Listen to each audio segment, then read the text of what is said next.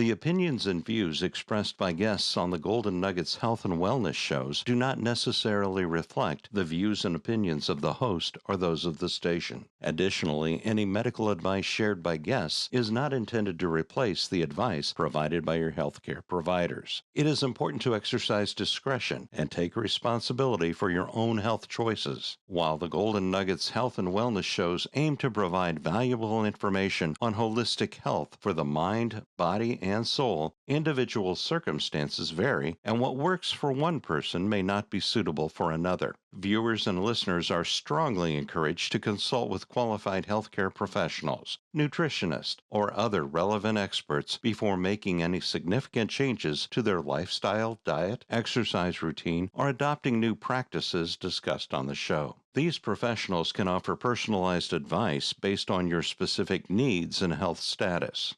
The host, guests, and producers of the Golden Nuggets Health and Wellness shows disclaim any responsibility for consequences arising from the use or misuse of the information provided. By engaging with our content, you acknowledge that it is not a substitute for professional advice, and that you will seek guidance from qualified professionals as needed. Thank you for being a part of our health and wellness community.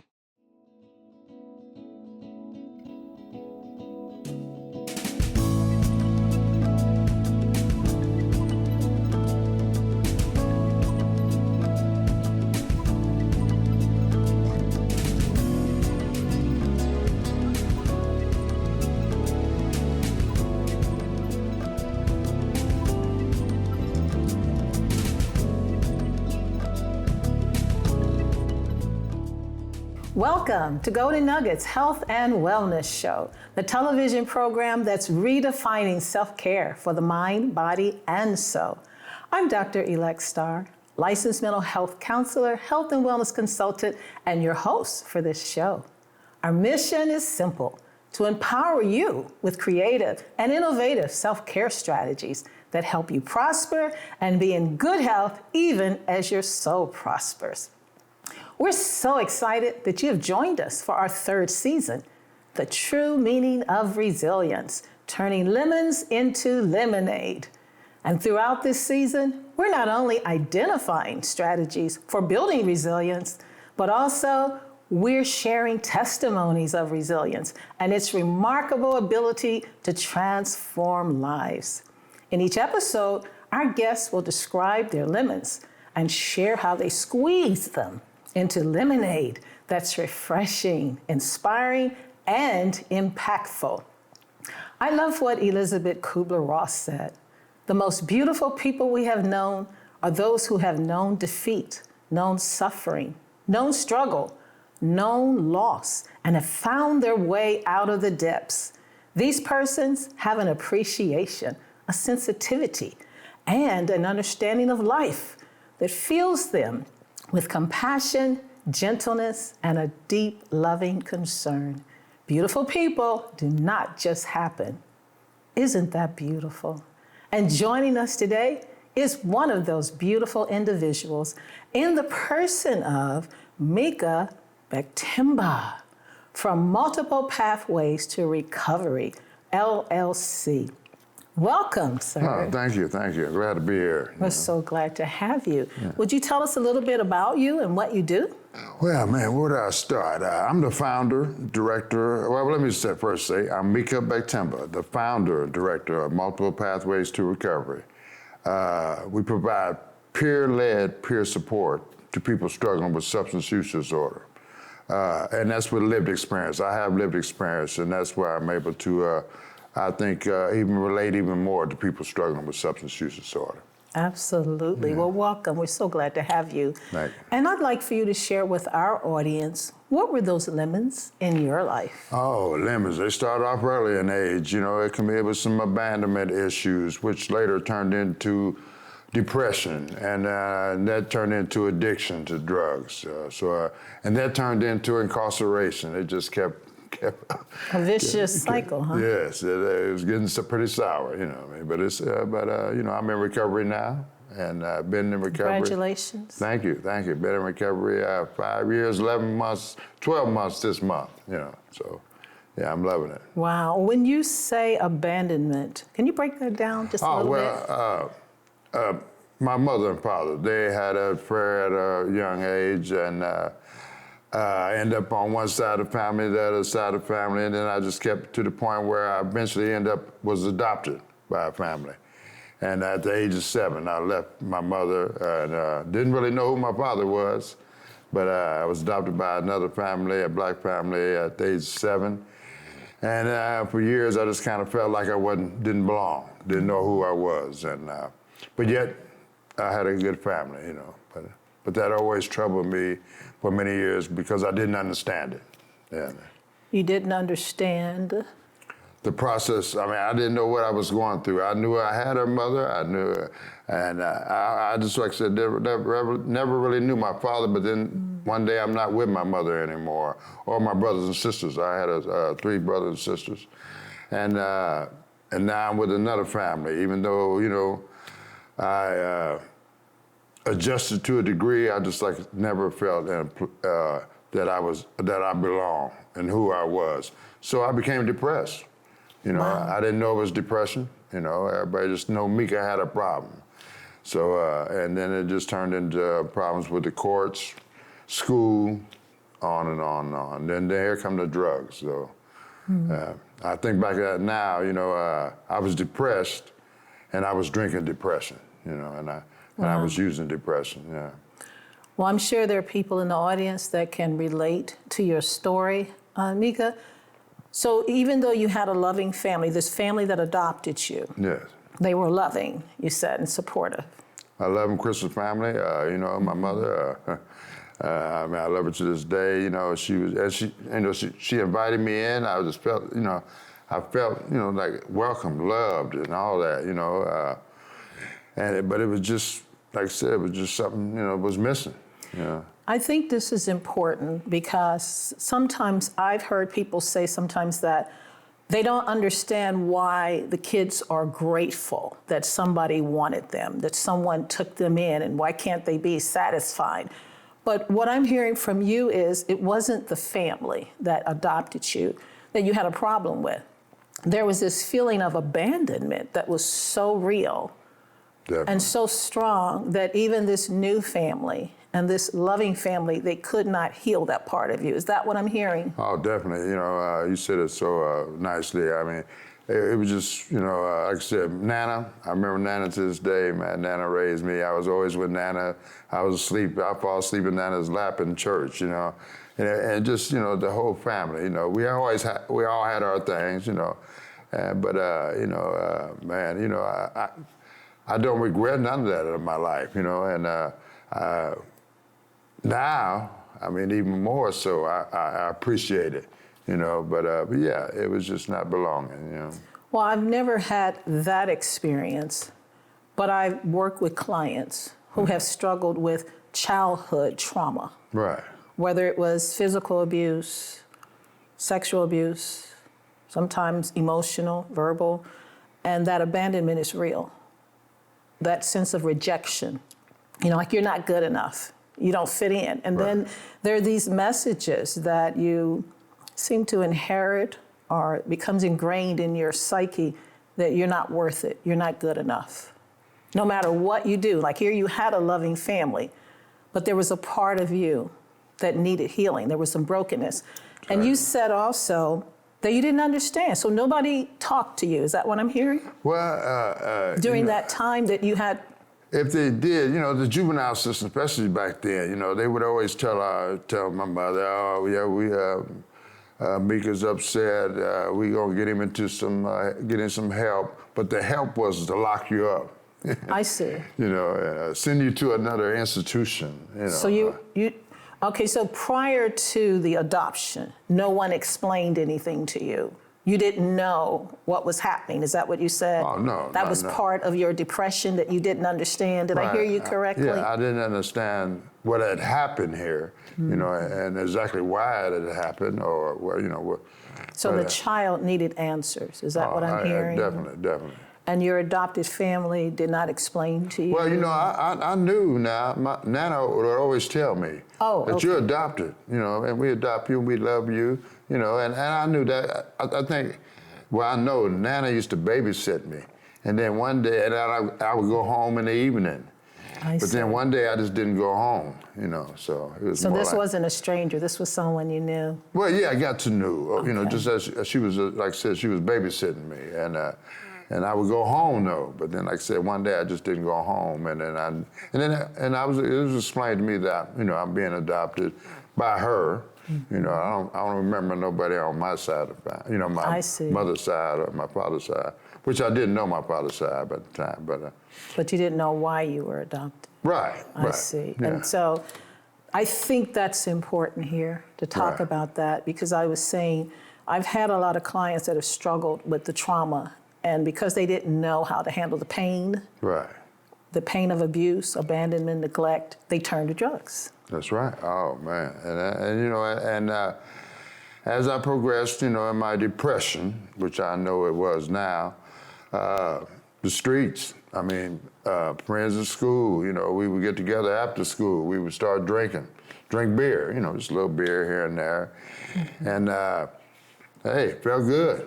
You know, got me in more trouble, but it felt good. And then here come marijuana. You know, we smoking weed every day. You know, and it just progressed. You know, I'm staying out of school now. I'm not going to school. I'm going to the juvenile center. Back then it was truancy. You know, they lock you up for truancy.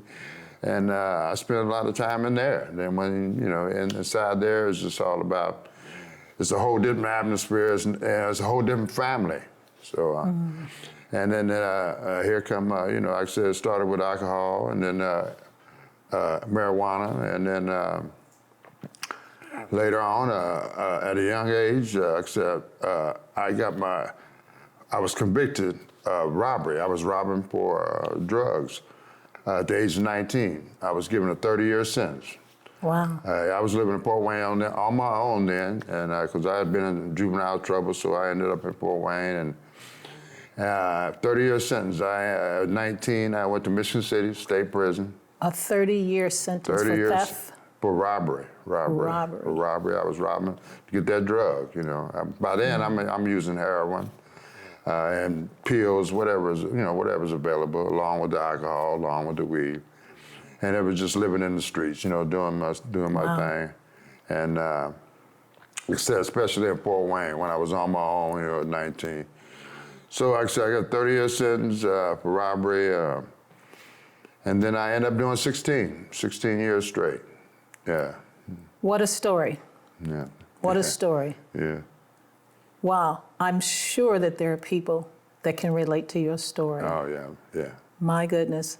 I'm looking forward to the second half when we come back. All right. And you share how you turned all of those lemons into lemonade. Oh, it's sweet now. Recovery's great. It's sweet. Yeah. Well, I can't wait to hear that. Thank you for sharing that beautiful story of lemons. And then we're going to look forward to how you turn the lemons into lemonade. Right. So, wow. It's been an awesome testimony. So grateful for our guest's transparency and sharing his troubles. So many times people are ashamed to tell that story because they carry shame and they don't want people to know what their past is. If that's you, I want to encourage you to not feel ashamed and to reach out and get the help, because you too can turn your lemons into lemonade. But we're going to come back and we're going to hear how our guest turned his lemons into lemonade. So don't go away. We'll be right back.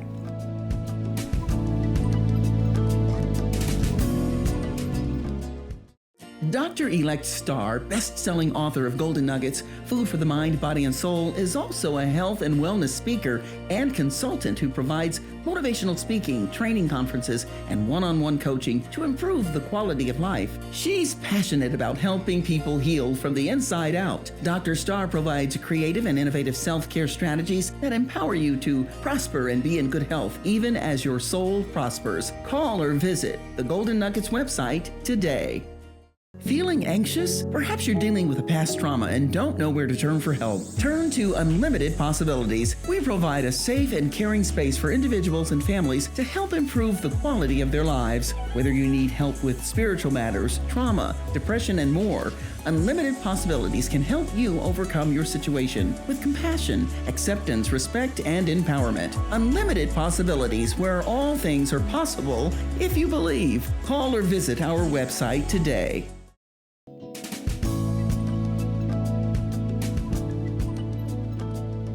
Welcome back to Golden Nuggets Health and Wellness Show. For those of you just tuning in, I'm Dr. Star, and joining us is Minkah Becktemba from Multiple Pathways to Recovery, LLC. So excited to have him. But before we come back with our guest to share how he squeezed his lemons into lemonade, I'd like to share some information with you about resilience. So the first thing I want to share is that resilience is the ability to cope with and recover from setbacks. And with practice, anyone can become resilient, and that's the good news. More than anything, resilience comes from mindset. By controlling how you think about a situation, you can control how you respond to that situation. Here are 4 self-care strategies for building resilience.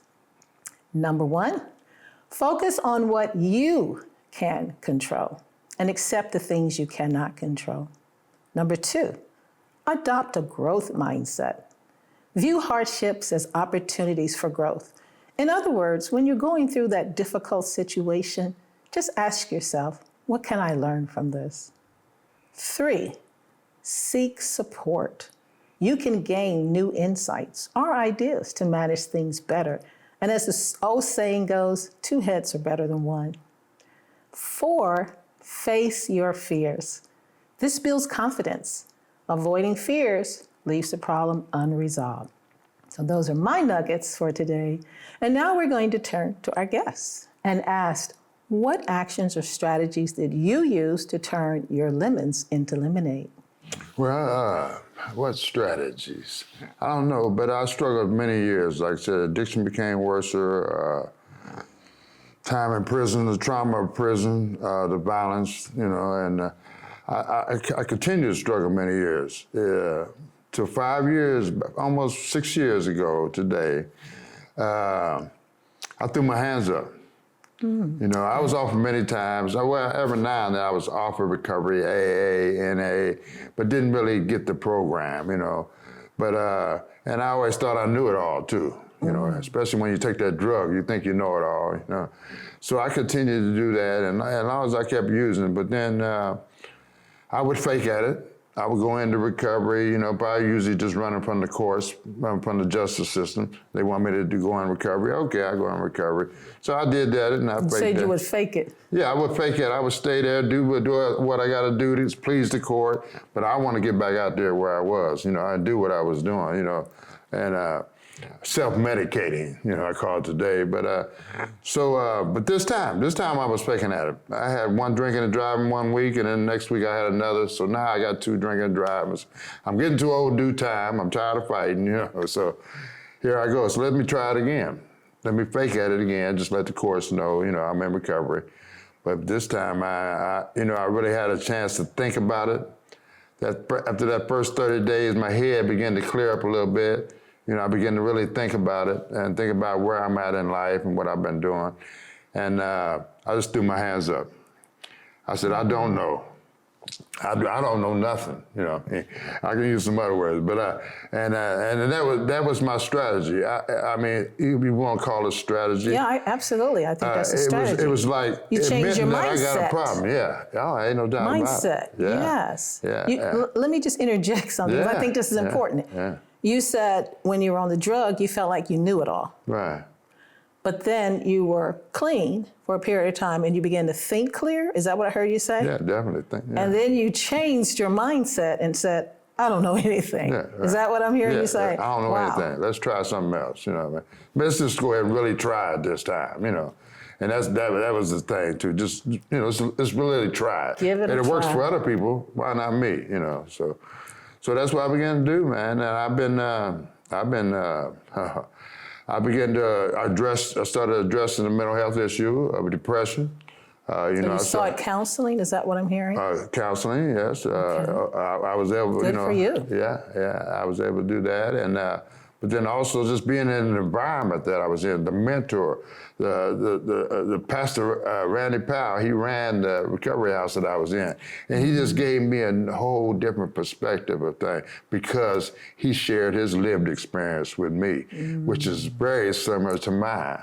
You know, so someone you could relate to. Oh, ain't no doubt about it. And you changed your environment. Right. And you used the other strategy I spoke of, you got support. That's right. So now you have someone who's behind you, supporting you, helping you, right. and being transparent with you, sharing his story. That's right. That's right. Wow. Yeah. So that was that was the things that started changing me and started having me really thinking about recovery.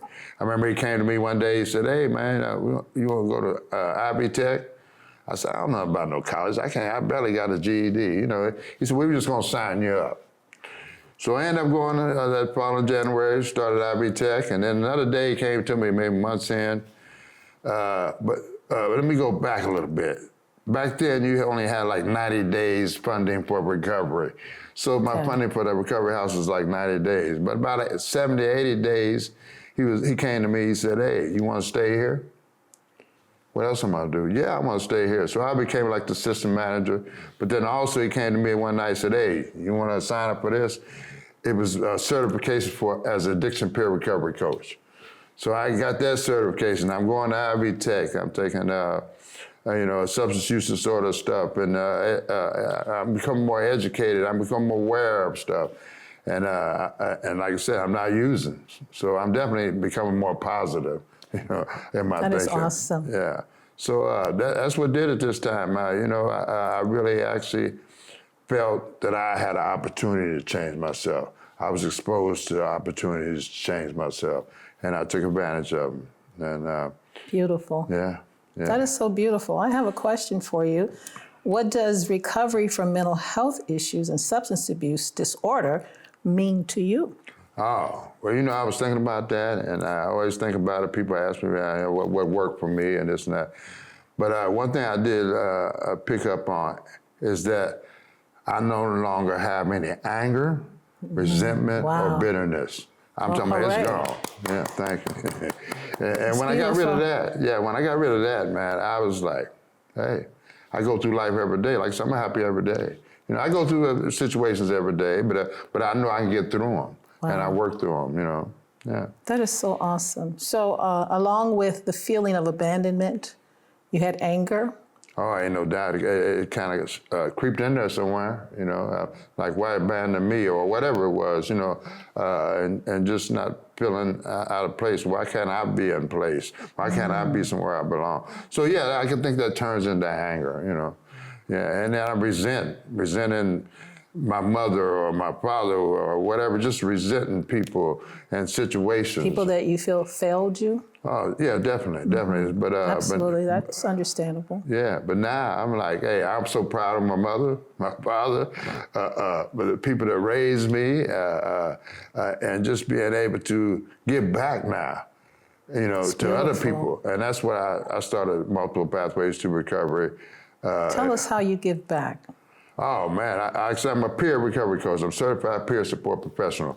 And I provide peer-led peer support to people struggling. You sit down with me, we can talk about it. But Multiple Pathways to Recovery is all about also helping that person find their pathway. I mean, there's very several pathways when it comes to substance use disorder. You got smart recovery, celebrate recovery, you got NA, you got AA. We're going to sit down and help find your self-reliance, whatever. We're going to sit down and help find your pathway. And we're able to relate because we've been there and done that, and that's the unique part of it, is being able to relate to somebody struggling, still struggling, and because I once struggled, and that's just like a gift. I had never imagined that I'd be doing what I do now after the life I lived. Yeah. Wow. You don't look like what you've been through. Oh, yeah? You know that saying? Oh, yeah. You don't look like what you've been through. You've been through the fire, and you have no trace of smoke. Yeah. That's beautiful. Yeah, but then at the same time, that is still in me. but it's used in a positive way, Beautiful. a constructive way. But all that lived experience is still in me, you know, and like it makes me that. the person I am today, you know. I like what you said, because I think many people want to cut that part of their life off and never talk about it. Like, I don't want to talk about it. That was in the past. Let's leave it there. I don't want to wake it up. But that is your story. That's right. You know? That's right. And if you cut that past off, you're cutting off a part of who you are. That's right. That's right. And don't you think it's important to learn how to take the lemons and turn them into lemonade? And you know that saying, one man's junk is another man's treasure. So what you're despising, somebody else is a gift to somebody else. And that's what right. you said. It's a That's gift. right. That's right. So you are a gift now. Wow, your story is a gift. Yeah, thank you. Yeah. What is the response of individuals that you're sitting with and sharing your story? What kind of responses do you get as you share your lemons, or your lemonade, I should say? Yeah, you know, I found a positive response. I mean, you know, especially people struggling that, you know, Black people, for instance, you know, I can relate with every day, because we sometimes feel left out. And we don't have that access to, you know, to say white people have to recovery. And somebody that's advocating for them, or they could see somebody that's Black, hey, I can recover too. Because we feel like, you know, we don't have mental health issues, we don't have substance use or use disorder issues. So we just kind of keep that in ourselves and don't really ask for that help. But then also we don't ask for that help because we don't see it being offered to us. We're not aware of it like it is in, you know, say a white community as opposed to the Black community. And, but then, you know, when I get talking to people and letting them know that, hey, recovery is possible. You know, I mean, if I can do it, you can do it, you know, so. Yes. Yeah, it's, I mean, I'm grateful to be able to do it, yeah. But people respond very positive. So they appreciate your story because they can relate to you. Exactly, that's what it is. And then they feel hopeful that there is help for them. That's right. Would you say that, you were talking about African Americans, would you say that many of them are ashamed, they lack trust, like who can they share this very sensitive, private pain with? Yeah. And will you carry that pain? Or will you disgrace them for the pain? Or will you deny their pain? Or will you discount it? And I think there's that fear. Like, will you truly hold me and help me heal? I find that. Ain't no doubt about it. The brokenness is there, but the trust is what prevents them from getting that help. Ain't no doubt. The bias is the lack of trust. We have a generational trauma. You know, that keeps us from trusting the system. You know, ain't no doubt about it. So true. So that's part of, you know, my responsibility, or my multiple pathways to recovery is that, hey, I can do it, you can do it too, you know. And still hope. And that's what this program is all about. Right. And I'm so glad that you were able to be a part of this program. Thank you for your amazing, inspiring story. We're so honored to have you. Oh, thank you, doctor. I appreciate it. You know, giving the opportunity to speak to somebody, you know, well, hopefully this can reach them. I'm sure that this program has been a blessing to our audience. And I just want to thank you for joining us today and remind you that when life throws lemons at you, which they will, I want to encourage you, turn your lemons into lemonade. Thank you for joining us. Goodbye for now.